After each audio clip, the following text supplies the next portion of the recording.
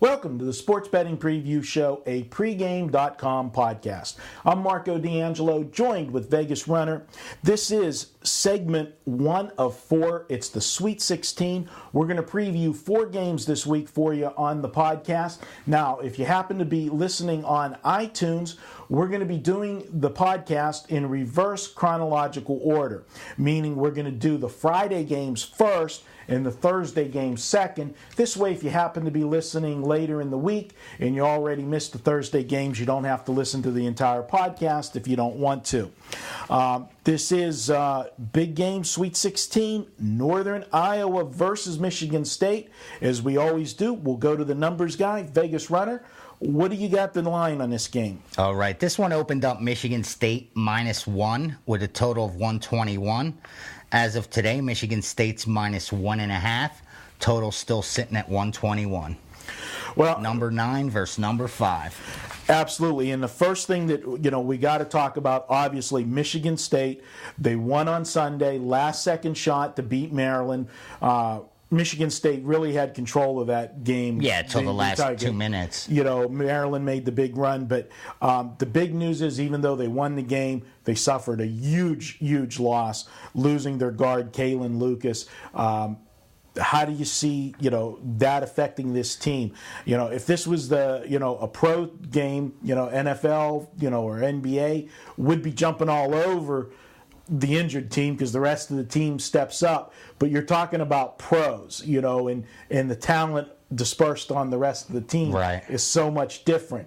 In college basketball, there is a huge drop-off a lot of times between from the starter. 1 and 2, sure. Yeah. Sure. So, do you think Michigan State can adjust? Can, Izzo get a game plan to get them to, handle this Northern Iowa team? If anyone can, it's Izzo. He's shown us time and time again that he gets the most out of an average group.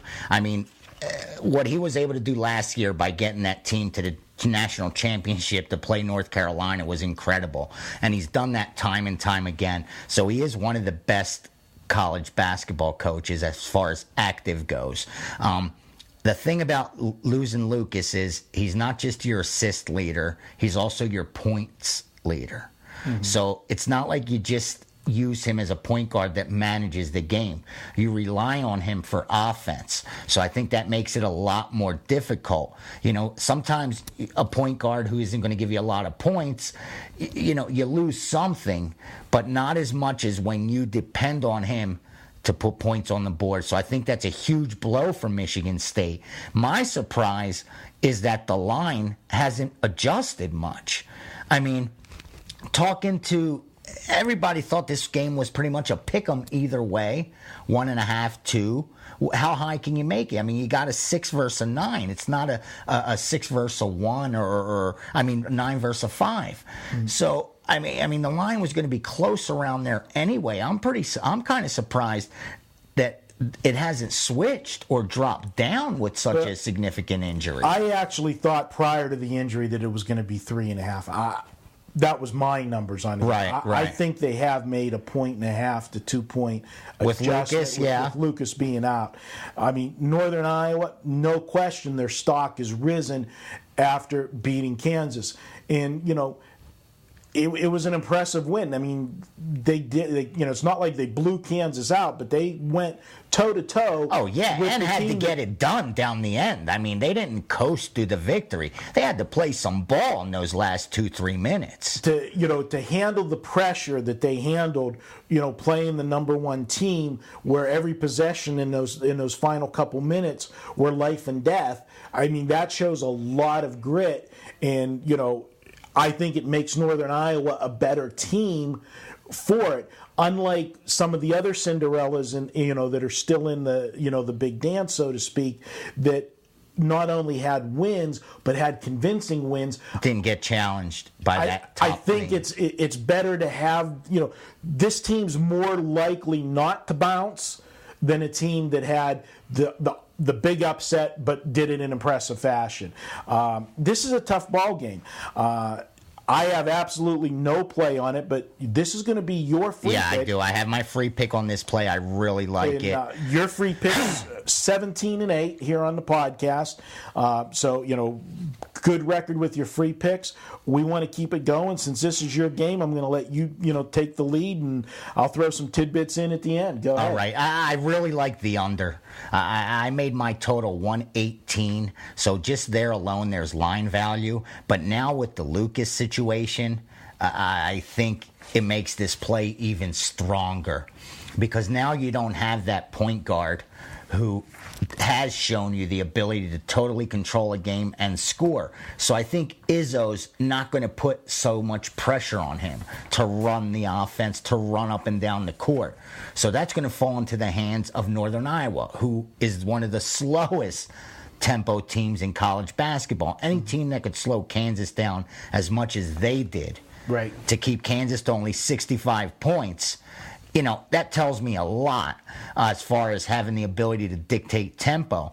I think their strength comes from being experienced as far as having a mature team and being able to go into your bench. They use a lot of players, this Northern Iowa team, even though they don't run up and down the court. They're throwing fresh bodies in there and allowing these guys to really play defense. So I think this has the makings of a defensive battle all the way. I mean, I could see the winner barely cranking 50, 55 in this game.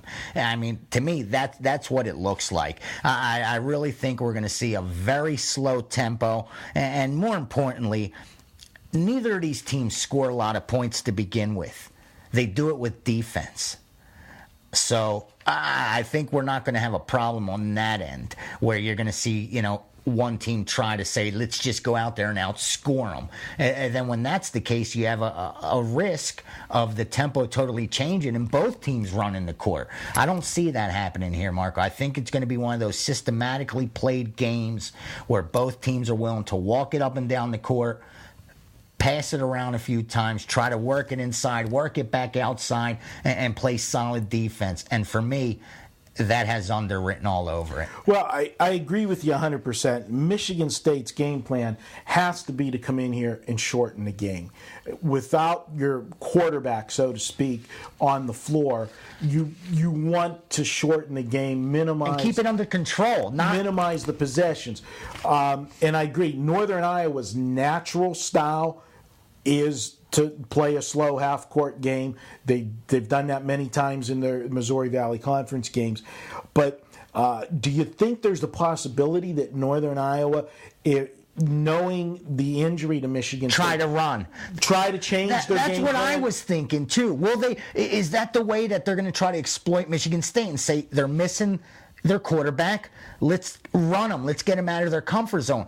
But I think because they've gotten this far with this style, I mean, they've covered, 5 straight games? They've won 6 straight. I don't think their head coach is going to go in saying, let's just try to reinvent the wheel. Yeah, what got us here? I mean, we just beat Kansas with this style. Right. So why should we switch it now against Michigan State, who's lost their top scorer? You know what I mean? Excuse the pun, but, dance with the one that brought you. Yeah. At the big dance. Exactly. And if anything, it's like now they're crippled too. So now not only can we play our style, but even if they want to try to change the tempo on us, they can't get us out of it. So let's dictate the game. Let's play it the way we want to. We beat Kansas doing this. So why even try to shock them? Why even try to surprise them? That's just, I thought the exact same way. Would I go in doing that? And I don't think I would. I'd say, well, let's play our style of basketball and force them to play us. The other X factors, there's no way to know how this team's going to react to such a big win. There's no question. The biggest win in the history of the school. But you're going official play. Vegas Runner has this game under. I've got nothing on this one. This has been segment 1 of 4. Go to pregame.tv as you're watching the video. When you're done, go to the comment section and give us your predicted final score. If you correct the final score correctly, we'll give you $100 in pregame dollars. And, of course, you can always download and listen to all of our podcasts at iTunes. Just search for pregame.com. You'll find all of our podcasts. Download and listen at your convenience. I'm Marco D'Angelo. He's Vegas Runner. This has been segment 1. We'll be back segment 2, big game preview, Tennessee at Ohio State.